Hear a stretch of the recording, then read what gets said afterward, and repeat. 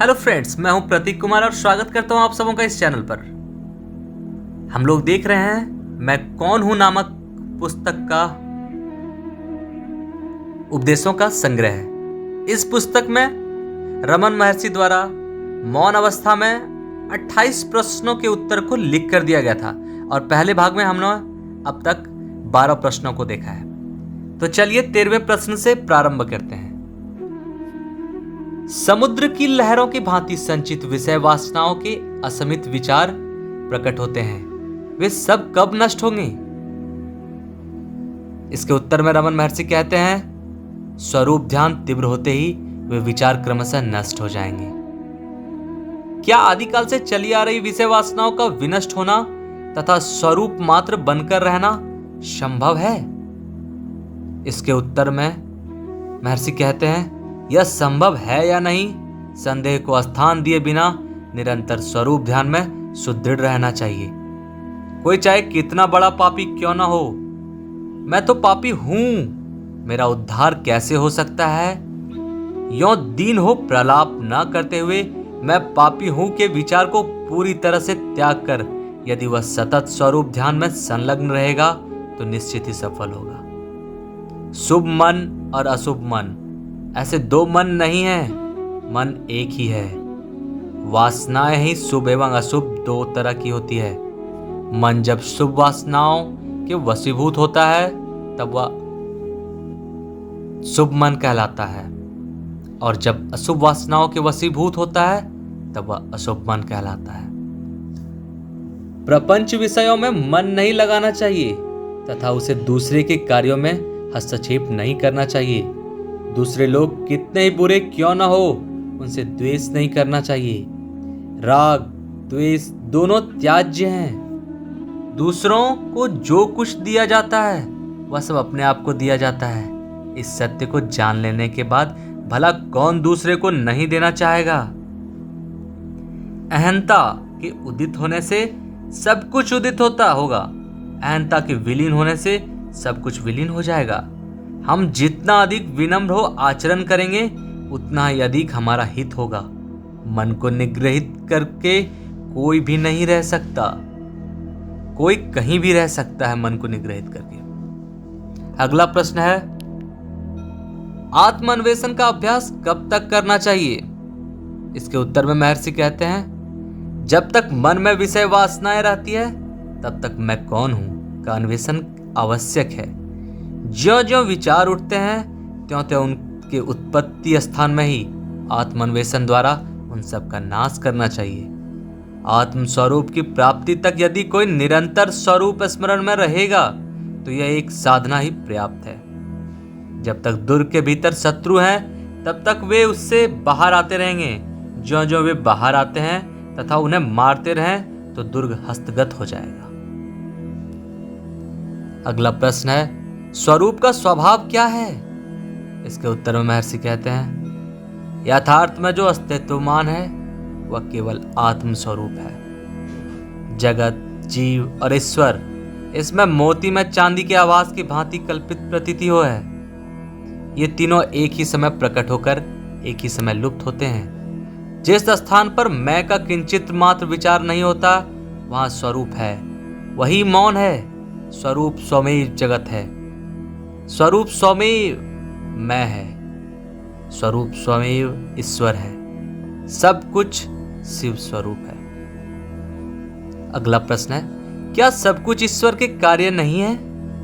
इसके उत्तर में महर्षि कहते हैं, बिना इच्छा, संकल्प या प्रयास के आदित्य उदित होता है और उसकी उपस्थिति मात्र से सूर्यकांत मणि पत्थर अग्नि उगलता है, कमल खिलता है, पानी वाष्पित होता है।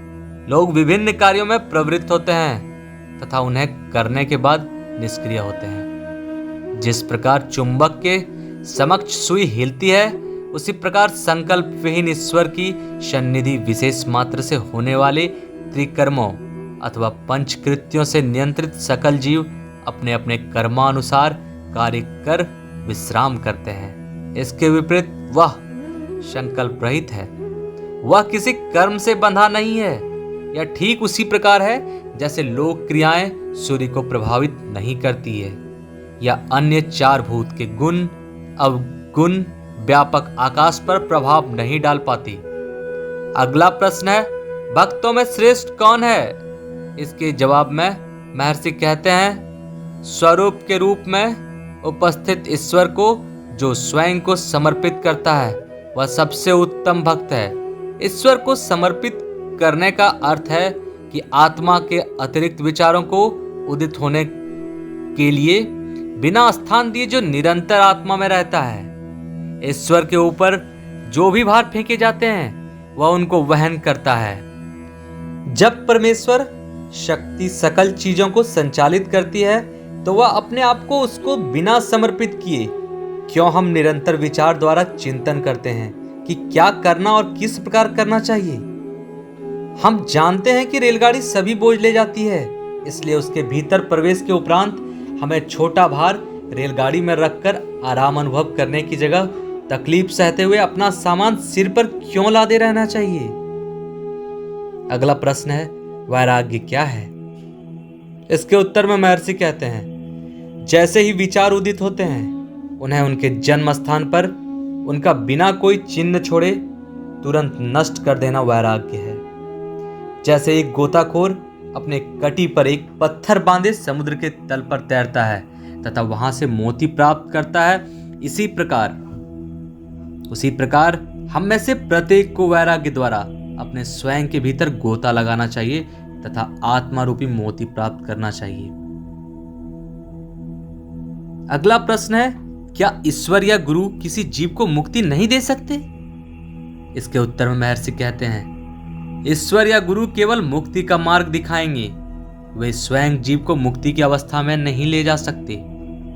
वास्तव में ईश्वर एवं गुरु भिन्न नहीं हैं। जिस प्रकार चीते के जबड़े में आया शिकार बाहर नहीं निकल पाता, उसी प्रकार जो गुरु की अनुकंपा दृष्टि की परिधि में आ गए हैं वे नष्ट नहीं होंगे बल्कि गुरु द्वारा रक्षित होंगे। यद्यपि हर किसी को ईश्वर या गुरु द्वारा दर्शाए गए मार्ग पर स्वयं प्रयत्न करना एवं मुक्ति प्राप्त करना चाहिए। स्वयं को स्वयं के ज्ञान चक्षु द्वारा जानना है। कोई किसी दूसरे के चक्षु द्वारा कैसे जान सकता है? क्या वह जो राम है उसको यह जानने के लिए कि वह राम है एक दर्पण की आवश्यकता होती है? अगला प्रश्न है, मुक्ति की इच्छा रखने वाले को क्या तत्वों का अन्वेषण करना चाहिए? इसके जवाब में महर्षि कहते हैं, जिस प्रकार कोई कूड़े को फेंकना चाहता है तो उसे उसका विश्लेषण करने या देखने के लिए कि वह क्या है की आवश्यकता नहीं है, उसी प्रकार जो अपने स्वयं को जानना चाहता है तो उसे स्वरूप को ढकने वाले तत्वों को निरस्त करने के स्थान पर उनकी संख्या गिनने या उनकी विशेषताएं जानने की आवश्यकता नहीं है। संसार को स्वप्न जैसा मानना चाहिए। अगला प्रश्न है, क्या जागृत एवं स्वप्न में कोई भेद नहीं है? इस पर महर्षि कहते हैं, जागृत की अवस्था दीर्घ तथा स्वप्न की क्षणिक होती है। इसके अतिरिक्त उसमें कोई भेद नहीं है। जागृत में जागृत की घटनाएं जितनी सच लगती है, उसी प्रकार स्वप्न के समय स्वप्न की घटनाएं उतनी ही वास्तविक लगती है। स्वप्न में मन एक दूसरा शरीर धारण करता है। जागृत एवं स्वप्न दोनों ही अवस्थाओं में नाम रूप के विचार क्रमशः आते रहते हैं। अगला प्रश्न, क्या मुमुक्षु के लिए पुस्तकें या शास्त्र पढ़ना उपयोगी है? इस पर महर्षि कहते हैं, सभी शास्त्र कहते हैं कि मुक्ति पाने के लिए मन को निग्रहित करना चाहिए। उनके उपदेशों का सार है कि मन को शांत करना चाहिए। एक बार इसे समझ लेने पर पुस्तकों के अत्यधिक अध्ययन की कोई आवश्यकता नहीं है। मन को स्थिर करने के लिए अपने स्वयं के भीतर अन्वेषण करना चाहिए कि वह स्वयं क्या है। यह अन्वेषण पुस्तकों में कैसे किया जा सकता है? अपने स्वयं की ज्ञान दृष्टि से अपनी आत्मा को जानना चाहिए। स्वरूप पंचकोशों के भीतर है किंतु पुस्तकें उनके बाहर है। जब अपने स्वयं का अन्वेषण पंचकोशों के निरस्तीकरण से करना है तो क्या इसको पुस्तकों में करना व्यर्थ नहीं है? एक समय आएगा जब उसे समस्त सीखी हुई चीजों को भूलना होगा। अगला प्रश्न, सुख क्या है? इस पर महर्षि कहते हैं, सुख आत्मा का सहज स्वभाव है। सुख एवं स्वरूप अलग नहीं है। संसार की किसी वस्तु में कोई सुख नहीं है। हम अपने अविवेक के कारण कल्पना करते हैं कि प्रपंच वस्तुओं से सुख प्राप्त करते हैं। मन जब बहिर्मुखी होता है तो दुख अनुभव करता है।